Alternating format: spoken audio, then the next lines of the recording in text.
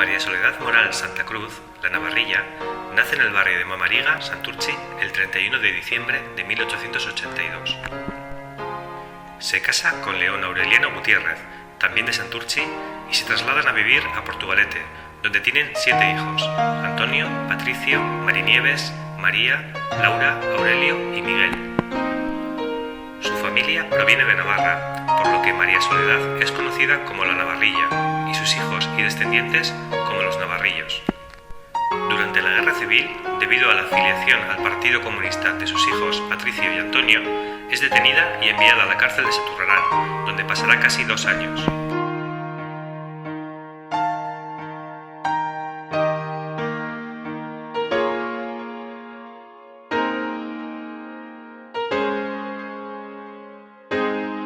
Mi abuela era sardinera, como mi abuelo. Mi abuelo era pescador y hacía también de guardia civil, de carabinero.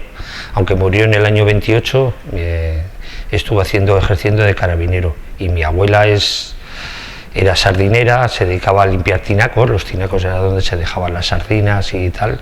Y bueno, se dedicaban al tema de la pesca, vender la pesca. También en Portugalete tenían un pequeño local donde vendían pues animales domésticos, gallinas, conejos, cereales, etcétera. Cosa que se perdió después de la guerra. En el 37 tuvieron que escapar con los bombardeos y la entrada de los nacionales y los italianos en Portugalete, y se escaparon a Guriezo, y bueno, de aquella época les quitaron lo poco que tenían y tuvieron que empezar de cero. Porque vinieron los familiares vinieron de Navarra. Su abuelo, bueno, mi abuelo se llamaba Patricio Morán Santa María, y su hermano Lorenzo eran una especie de funcionarios, porque los dos sabían leer y escribir. Vinieron, yo creo que a trabajar a las minas, y como vinieron de Navarra y se establecieron en el barrio de Mamariga, y en el barrio de Mamariga en el 1880 no había más que pescadores, para diferenciarles de los demás les pusieron el apodo de Navarrillos. La que tenía sobre todo vinculación política era mi aita y mi tío Antonio, que pertenecían al Partido Comunista, a Socorro Rojo, y mi aita formaba con otras 8 personas de Portugalete, pero estaban dentro del sindicato del OGT de marinería. Ellos son los que tienen la identificación dentro del partido. De mi aita me cuenta, bueno, alguna de lo poco que contaba, como solían ir hasta Guipúzcoa, y a la pasionaria la hacía de trasvase desde Guipúzcoa hasta aquí, pues para dar algunos mítines allá entre el año 34 y 36, pero era de lo poco que contaba porque era muy reservado.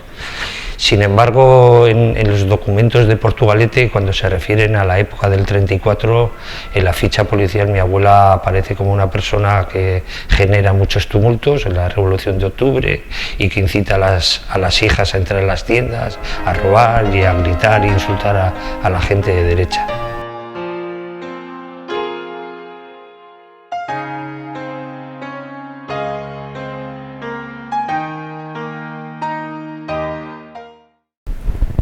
Hay un episodio que no figura en muchos sitios, pero que yo he analizado y creo que tiene alguna razón de ser. En el 16 de julio de 1934, en Portugalete asesinan a José Luis Garayzábal, que era un nacionalista que habían estado en las fiestas de Santurce. Se trasladan a Portugalete, y en Portugalete entre 6 personas le asesinan con una lima tal. Y uno de los detenidos es mi tío Antonio Roque Gutiérrez. Sí sabemos, no se sabe qué pasó con aquellos detenidos, en qué tiempo les soltaron, pero sí que las detenciones fueron muy violentas, y bueno, tipo de aquella época les debieron hacer de todo. Entonces, hombre, entre julio del 34 y los sucesos de octubre del 34, pues me imagino que los familiares que tuvieron relación con aquellos presos, como todos los que han sufrido la represión, pues estarían muy calientes. Entonces, cuando asocian la actitud de mi abuela con octubre del 34 y la situación de su hijo en julio del 34, pues puede haber una relación de causa-efecto.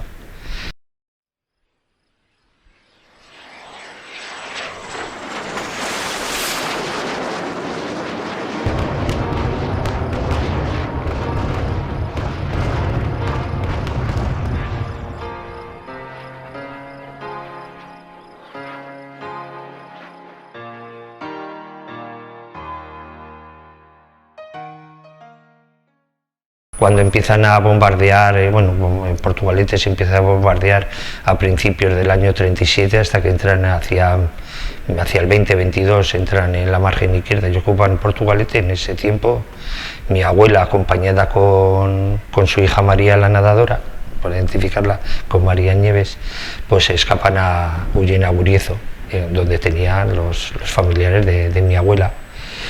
Allí están unos días hasta que el frente de la margen de esto van los nacionales hacia Asturias y a principios de septiembre ya ocupan todo comienzo de Cantabria.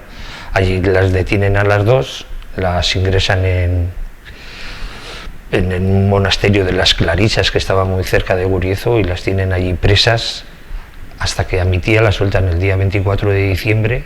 Sin embargo, a mi abuela pues se la retienen un poquito más y es una de las primeras presas que la ingresan en la cárcel de Saturrarán. Saturrarán creo que es a comienzos del 38 y bueno, honor de mi abuela, pues bueno, que tiene un honor de ser una de las mujeres de más de 55 años que estuvo presa. No hay tantos índices. Y por lo poco que relató mi aita sobre la situación de mi abuela era muy anticlerical, no quería saber nada de la iglesia, las monjas les obligaban a comulgar, mi abuela se rebelaba a comulgar y bueno, la debieron de hacer el tiempo que estuvo allí, que fue cerca de 2 años, la vida imposible. Y de aquello, pues bueno, mi aita siempre tuvo una reacción muy negativa hacia el clero y sobre todo hacia las monjas. Principalmente se le acusaba de tener a los hijos que eran miembros del Partido Comunista. Mi aita, tanto con mi tío en el barco, en la lancha donde trabajaban, que era el barco Arcale, se dedicaban a pasar refugiados, sobre todo dirigentes políticos de aquí a las costas de Francia. Arcale es un buque que en los primeros viajes que hace los hace desde Galicia, con miembros de dirigentes de la CNT y partidos de izquierda. Y luego está por esta zona y bueno, entonces cuando le detienen a mi aita, pues hombre, un historial lo ligan con el otro y bueno, pues la acusan de colaboración contra el régimen, desafecto y muchas más cosas, pero bueno.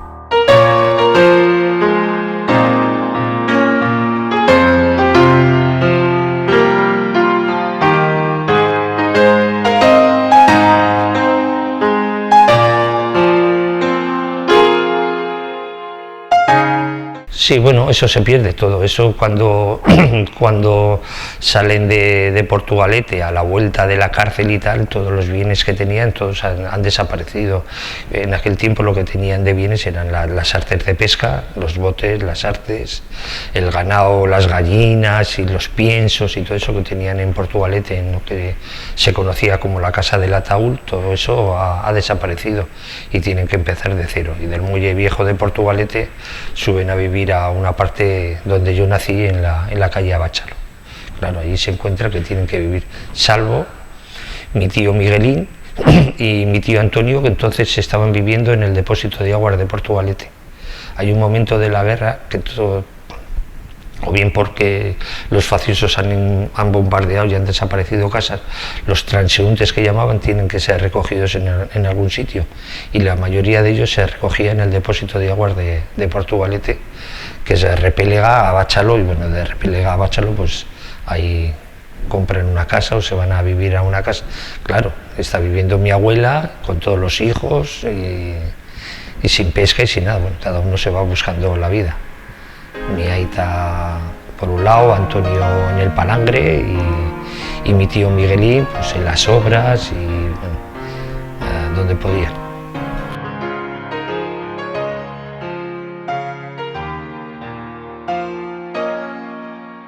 Mi abuela vive muy poquito porque muere en el año 44 y se quedan los 3 hijos. En ese tiempo mi ama ha venido de Toledo, ha conocido a mi aita y se casan y van a vivir, pero van a vivir en la casa en la que mi aita está viviendo con sus 2 hermanos, con Roque y con Miguelín.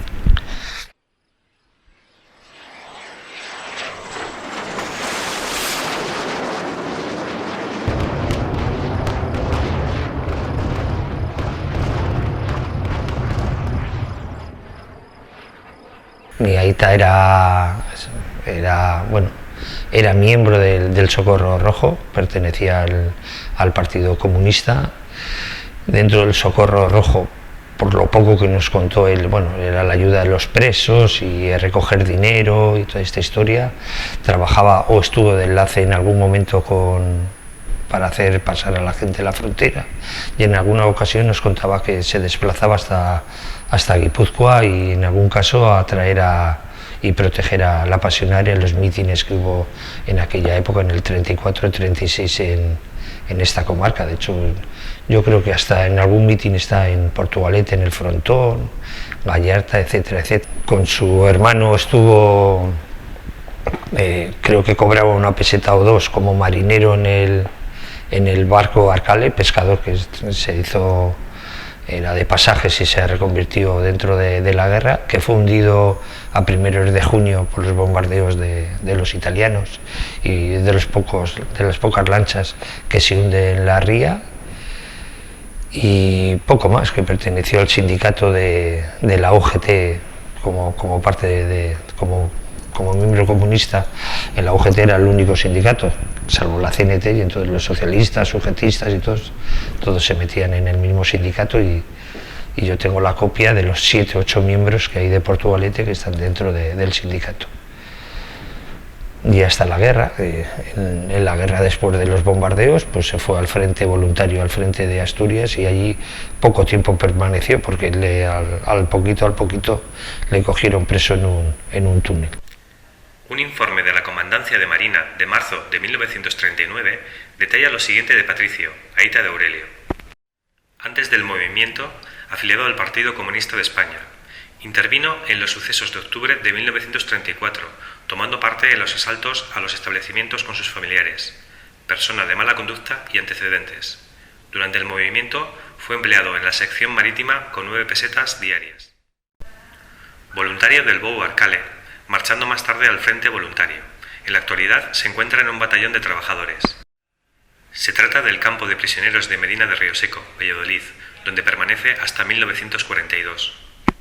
Que lo pasó mal, que en el campo allí de Rioseco muchas penalidades, contaba experiencias desagradables del perolo, de la comida, y que la gente escupía en el perolo y el que tenía escrúpulos no comía, y cosas de estas, así como una anécdota que contaba él de la cárcel.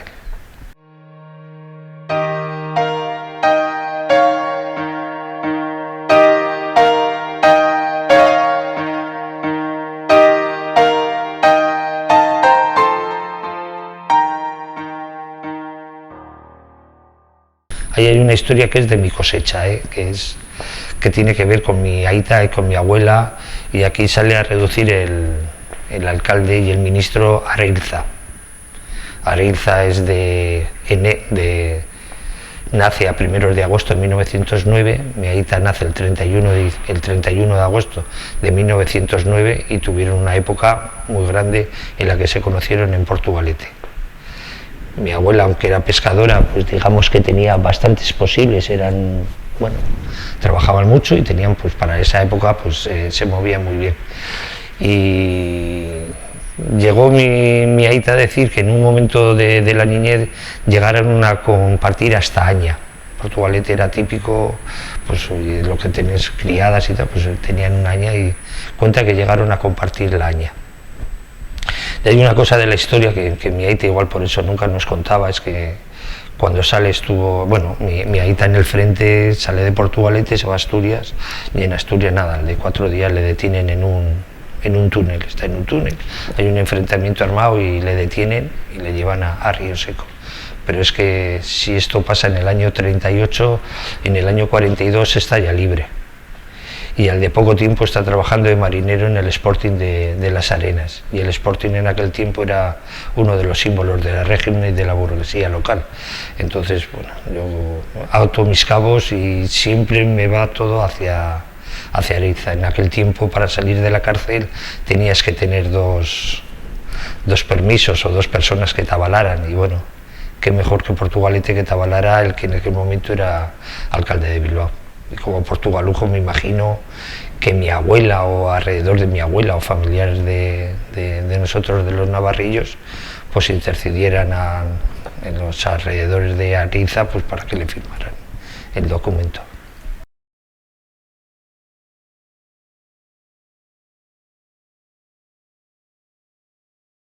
Y en ese tiempo es en el que se reorganizan, vuelven a dedicarse al palangre. Al de poco a mi aita le llevan a trabajar al Sporting, yo creo que porque tiene enchufe, y yo creo que una parte de la historia de mi aita es un poquito de vergüenza de no contarlo todo, es porque hay algo que no liga, al final de la historia hay algo que no cuadra bien, ¿no?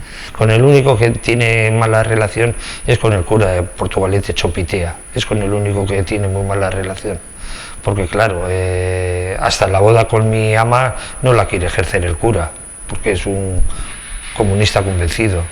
Sin embargo, con la vecindad y con todo eso, muy bien, porque yo creo que casi todos de Portugalete, los que vivían en el barrio de Abachaló, todos eran o nacionalistas o socialistas o habían sufrido de alguna mayor o menor medida la cárcel. Y luego mi madre fue una gran mujer, mi madre fue terrible, era una persona que se hacía querer. Entonces, si alguien va a Portugalete, las antiguas, y habla de Vicenta la Navarrilla, no habrá nadie que hable mal de ella.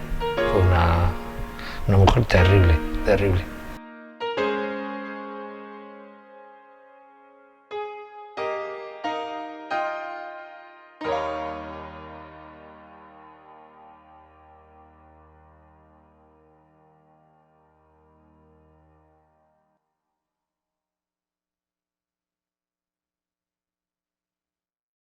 Mi madre, bueno, nace en Mora de Toledo en el año 14 y estaba casada con un miembro del Partido Comunista de Mora de Toledo.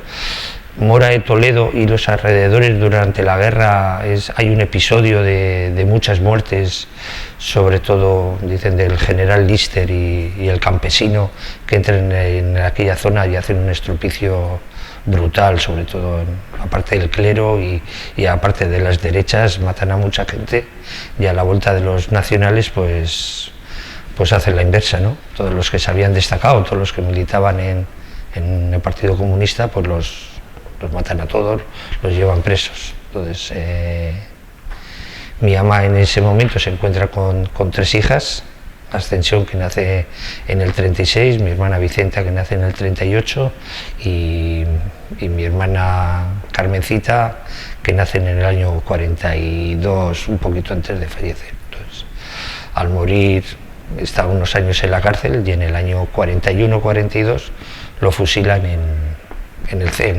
las paredes de la cárcel de Toledo. No le queda más recurso que...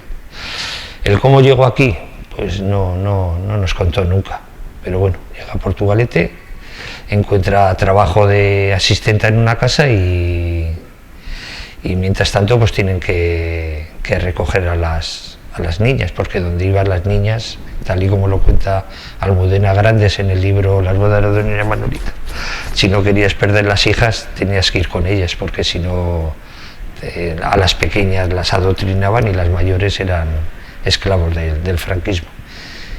Y en la cárcel conoce a mi aita, que mi aita en aquel tiempo se había quedado viudo, también tenía 3 hijos, y deciden casarse para que no les quitaran a los hijos. ¿Y dónde van a vivir? Pues en la casa que tenían en Abachaló. Mi abuela ya había fallecido y se encuentran en una casa con 6 niños y 2 adultos, mi tío Antonio y mi tío Miguelín. Y eso ya es en el año 46 aproximadamente. A mi aita le contratan, deja el Sporting y le contratan en Altos Hornos de Vizcaya y entra a trabajar allí en los ganglis de carbón, de la Escaravilla. Y bueno, pues a partir de ahí pues vamos naciendo los otros 5 hijos. Mi madre es una causa de la guerra. Mi madre se casa con un comunista sin ser comunista. Y a mi madre la tratan como mujer de un comunista y sufre la represión de edad. Y bueno, yo que soy o he sido un trasladado a un pueblo cerquita de aquí, a 150 kilómetros, y sé lo que es dejar todo lo que tú tienes en el 1990, que tenemos todos los medios del mundo mundial, y tener que marchar. Yo me imagino a mi madre en el año 37, bueno, en el año 40 y poquito, con 3 hijas, y no tener nada más que 3 hijas, tener que abandonar su pueblo, a su familia. Mi madre sí sintió rechazo, mi madre en el pueblo se tuvo que escapar porque sintió rechazo, porque era la mujer de un fusilado en un pueblo de derechas, donde a todos los de izquierda los habían fusilado o se los habían sacado del pueblo. Entonces, en ese ambiente hostil sí se tiene que marchar.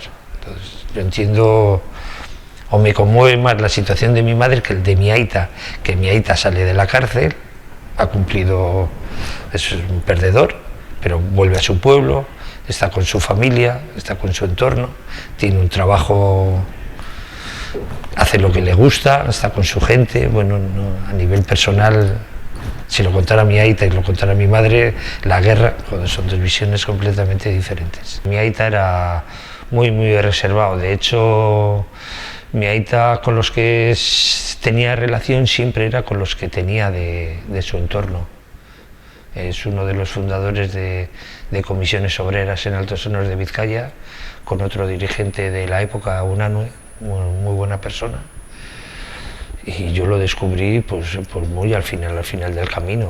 Mi aita era extremadamente clandestino, llevó la clandestinidad hasta su muerte, y cada vez que le preguntabas algo siempre te contestaba lo que tú hagas que no lo sepa ni tu mujer. Esa era toda la contestación, y para sacarle una palabra era terrible. Yo creo que lo pasó tan mal, o esa manera de ser suya, de no tener, implicar a los hijos, le llevaba a no tener, a leccionar o hacer proselitismo, porque lo más fácil es hacer proselitismo, ¿no? Bueno, pero nosotros en las familias nos pasa lo mismo, ¿eh? A veces recurrimos más a hacer el proselitismo a la gente ajena que hacerlo dentro de casa, sobre todo cuando has pasado por la represión y la cárcel. O sea, hay algo que te libera dentro de la militancia es muy activa, hasta que no pasas por un proceso de represión. Cuando pasas por ese proceso de represión, están los que están convencidos y son capaces de aguantar la tortura, el no hablar y estar en la cárcel, a los no convencidos. Y cuando te liberas de la cárcel, eres un hombre nuevo. Entonces hay los que siguen, que son los muy convencidos, y los que no desean para sus familiares pasar por lo que ellos han pasado. Entonces vendemos al prójimo, pero no somos capaces de venderlo. Entonces, yo pienso que mi aita pasó por ese proceso.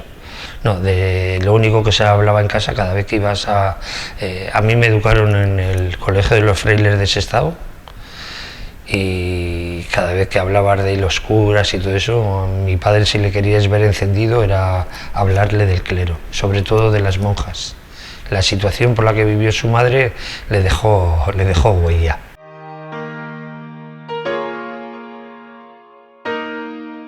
Ahora los empiezan a conocer gracias a que pues yo me dedicaba a investigar.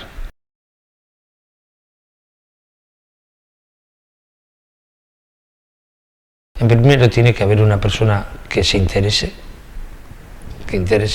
tiene que hacer un altavoz dentro del municipio para recibir esa información. Para eso tienes que ser una persona que estés ligada a movimientos, si no estás a través del ayuntamiento, que estés ligada a movimientos culturales o movimientos políticos o movimientos de algún tipo, para que tú seas receptor, porque por ti tienes que buscar un espectro, en principio, parte interesada entre 80 y 100 años, y segundo, familiares de esas personas que hayan desaparecido que quieran aportar. Entonces, ya en principio te tienes que mover en unos ambientes que hayan sido los dos extremos, hayan pertenecido a la guerra en un extremo, porque hacemos la memoria histórica y casi nunca vamos al otro extremo, al que estuvo en la guerra. Yo estuve en el Frente Nacional voluntario, ¿eh? Porque hay Frente Nacional que tú tienes que hacer el servicio militar, que aquí te pilló y vas, y hay los que yo voy con la camisa azul y el correaje porque soy no sé qué. Eso también es memoria histórica, eso también es ahí. Ellos también habrán pasado por familiares muertos, habrán pasado por represalias, habrán pasado porque también la República requisó muchos bienes, luego los restituyeron, pues los podían haber perdido. Ahí la guerra es lo que es la guerra. Si tú no te quieres dar cuenta de que esa realidad existe y que hay que dejarlo escrito en algún sitio, ¿eh? Lo tenemos que dejar, y tú no quieres hacerlo, pues no se hace. Entonces, ¿por qué? Pues no lo sé. No hay hacia los hombres, hay muy poquito, solo tienes que entrar en los blogs, y bueno, yo me meto en los blogs de la guerra civil y es a través de ahí donde hay ese reconocimiento. No hay un reconocimiento institucional, y lo poco que hay de reconocimiento institucional siempre son hacia mujeres que no tienen que ver con el estrato humilde obrero de los que realmente sufrieron la represión, porque hay un estrato de familias que después de la guerra tuvieron un trozo de carne para llevarse a la boca. Hay un estrato de mujeres que después de la guerra fueron mujeres y madres y tuvieron que sacar una familia adelante, muchos de ellos viudas, con un mínimo de 3 hijos. Ya se hacen mujeres, puede haber un reconocimiento en un texto, pero no hay un reconocimiento, no sé, de un detalle, de un tangible, de hacer un monumento a la mujer trabajadora. Yo cuando veo el monumento a la pasionaria me alegro, pero nadie hace en los pueblos a la mujer trabajadora. Y la mujer trabajadora es la persona más humilde de aquí, que la entrevistaría si te contara la vida. Sería terrible, yo creo que es lo que realmente merece la pena, ¿eh? Las que pasan a la plaza, las que salen con la bolsa y... No, si hablamos de nuestra sociedad, no. Y si hablamos de la que está ahí matando a la gente y todo eso, tampoco. Porque hay cantidad de hechos que estamos viendo ahora con el tema de los refugiados, que los refugiados han existido y las guerras han existido y todo eso ha existido. No, nosotros nos impermeabilizamos en nuestro alrededor, todavía estamos en el vientre de nuestra madre, estamos rodeados de ese tal. Lo que pasa es que es un globo local que se expande y se expande y se expande, pero somos insensibles a las penalidades y a las guerras. Mientras haya gente en el paro, gente sin trabajo, gente que pide en la calle, gente que no tiene piso, niños que no comen en los comedores y tal, es que no hemos aprendido de la guerra. No, hay que recordar, la historia es un presente, es como el Padre Nuestro para los católicos. Los católicos o los cristianos y tal van todos los días a misa para recordar. Otra cosa es que luego cuando salgan sean o no sean consecuentes, pero si tú no recuerdas de dónde vienes, lo que eres y a dónde vas, nos quedamos, somos personas que no valemos para nada. Hay que recordar. A mí me motiva mucho la desgracia y el tema de las muertes. Yo quizás porque por mi militancia política hay un momento que la militancia política que emana del odio y del rencor no es buena, porque no te deja pensar en las cosas, no te deja racionalizar. Entonces hay un momento en la vida que le das mucha importancia a la vida. Entonces nosotros no somos dueños de la vida del prójimo, no tenemos por qué, tanto en las guerras como en los movimientos políticos, como en el estalinismo, como yo no pienso igual que tú, entonces tu vida me pertenece a mí y te la quito. Entonces yo llega un momento que eso se me dispara de mi conciencia, digo, esto no es posible, esto no es así, hay que construir otra vida mejor, con unas bases mejores que se fundamenten en la amistad, en el cariño, en la igualdad y todo eso.